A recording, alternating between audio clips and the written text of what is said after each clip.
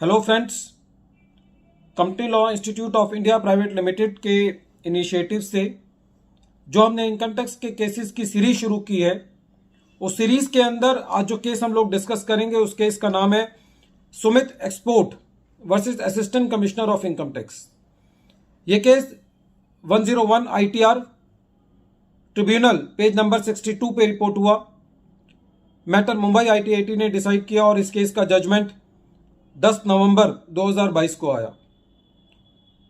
दोस्तों, ये केस बहुत इंपॉर्टेंट है क्योंकि इस केस के अंदर एक ऐसा बर्निंग इशू डिसाइड हुआ जो कि करीबन हर एसएससी के सामने जरूर आता है जब वो अपना फ्लैट जो है वो बिल्डर से बुक करता है, और बुक करने के बाद जब कभी उसको वो अपनी प्रॉपर्टी बेचने की जरूरत पड़ती है तो क्वेश्चन ये उठता है कि जो इंडेक्सेशन लेनी है, जो डेट ऑफ परचेज है, वो डेट ऑफ बुकिंग से लेनी है, डेट ऑफ अलॉटमेंट से लेनी है, डेट ऑफ हैंडिंग ओवर से लेनी है। बहुत सारे क्वेश्चंस अराइज होते हैं और जहां पर इस मुद्दे पर काफी लिटिगेशन भी होती है।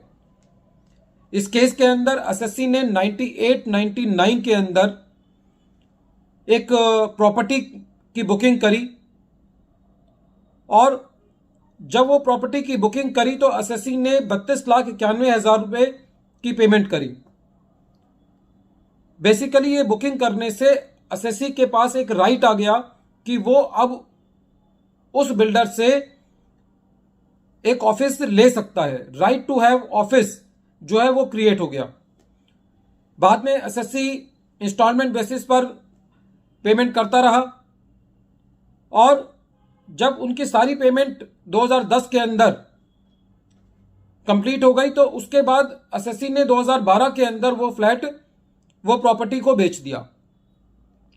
एसएससी ने डेट ऑफ बुकिंग अपनी डेट ऑफ परचेज मानी, वहां से इंडेक्सेशन ली, जो डिफरेंट डेट्स पर पेमेंट किया था उसको कॉस्ट ऑफ इंप्रूवमेंट माना, और अकॉर्डिंगली इंडेक्सेशन करके अपना कैपिटल गेन निकाला। जब एसएससी की असेसमेंट चल रही थी तो असेसिंग ऑफिसर साहब का यह कहना था कि आपने बुकिंग तो 98-99 में कर दी थी, लेकिन जब 98-99 में बुकिंग करी तो खाली आपको एक राइट क्रिएट हुआ आपके पास प्रॉपर्टी को खरीदने का। असेसिंग ऑफिसर साहब का यह कहना था कि ये जो राइट खरीदना है ये कोई कैपिटल एसेट नहीं है, क्योंकि जब ये राइट क्रिएट हुआ तो उस टाइम वो प्रॉपर्टी एग्जिस्टेंस में नहीं थी, और दूसरा उस टाइम तक तो जिस बिल्डर से एसएससी ने वो प्रॉपर्टी खरीदनी थी उस बिल्डर ने ही वो प्रॉपर्टी लीज पर नहीं ली थी। तो ये कैसे कहा जा सकता है कि आपने प्रॉपर्टी उस टाइम पे खरीद ली, या वो उस प्रॉपर्टी को खरीदने का राइट जो है वो एक कैपिटल एसेट है। अब इस बात को यदि हम लीगल सेक्शन से समझे तो इसके लिए एक सेक्शन है, सेक्शन 2 सबसेक्शन 14, जो कि कैपिटल एसेट की बात करता है। जो सेक्शन 2 सबसेक्शन 14 है उसकी डेफिनेशन बहुत वाइड है, उसके अंदर any property of any kind कहता है। दूसरा, यदि हम सेक्शन 2 सबसेक्शन 47 को पढ़ें तो उसके अंदर कहीं ना कहीं यह आता है कि रिलिंग्विशमेंट ऑफ द राइट। तो यदि रिलिंग्विशमेंट ऑफ द राइट की बात होती है ट्रांसफर के अंदर, तो इसका मतलब यह है कि कहीं ना कहीं वो असेट की डेफिनेशन में भी आता है। इसके लिए एक बहुत इंपॉर्टेंट जजमेंट है जो कि 122 ITR पेज नंबर 594 पे रिपोर्ट हुआ है बॉम्बे हाई कोर्ट का। उस केस के अंदर बॉम्बे हाई कोर्ट ने यह कहा है कि जब कभी भी किसी प्रॉपर्टी के अंदर कोई राइट क्रिएट हो जाता है तो उसको भी कैपिटल एसेट कहा जा सकता है। दूसरा, यदि उस केस को पूरा पढ़े तो उससे कहीं ना कहीं यह चीज निकल के आती है कि the registration of a document related back to the day on which the agreement of the sale was executed.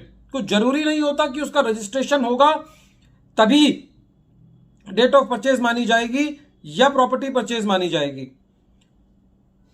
Court ने यह भी कहा the date of the allotment is the date when the right of conveyance get vested. कहने का मतलब है कि जब उसमें राइट क्रिएट हो गया तो तभी से हम उसको डेट ऑफ परचेज को मान सकते हैं। इसके लिए सीबीडीटी के 2 सर्कुलर हैं जो कि बहुत इंपॉर्टेंट है। एक 471 नंबर सर्कुलर है जो कि 15 अक्टूबर 1986 का है, जो कि कहता है कि डीडीए जो है उस केस में जब कभी भी जो डीडीए फ्लैट अलॉट करता है तो अलॉटमेंट डेट ही डेट ऑफ परचेज मानी जाएगी कैपिटल गेन को कैलकुलेट करने के लिए। अब जो वो सर्कुलर था वो खाली डीडीए के लिए था, तो बाद में सीबीडीटी ने एक और सर्कुलर इशू किया, 672 नंबर सर्कुलर, जो कि 16 दिसंबर 1993 का है, जो कि ये कहता है कि वो सर्कुलर जो है वो बाकी जगह भी एप्लीकेबल होगा यदि जो अलॉटमेंट की कंडीशंस हैं वो कंडीशंस जो है वो दोनों सर्कुलर्स की सेम है। तो यदि हम पूरे केस को यदि देखते हैं तो आईटीएटी ने इस केस में ये कहा कि जो असेसिन ने right to purchase the property create हुआ था असेसी का 98-99 में, और जो उसको जब अलॉटमेंट किया गया था तो उसी डेट से असेसी की डेट ऑफ परचेज मानी जाएगी और इंडेक्सेशन कैलकुलेट की जाएगी, और ये उस केस में जो कैपिटल गेन है वो लॉन्ग टर्म कैपिटल गेन होगा। वीडियो के अंत में एक बार फिर मैं केस का नाम रिपीट कर रहा हूं। केस का नाम है Sumit export versus assistant commissioner of income tax. Thank you friends.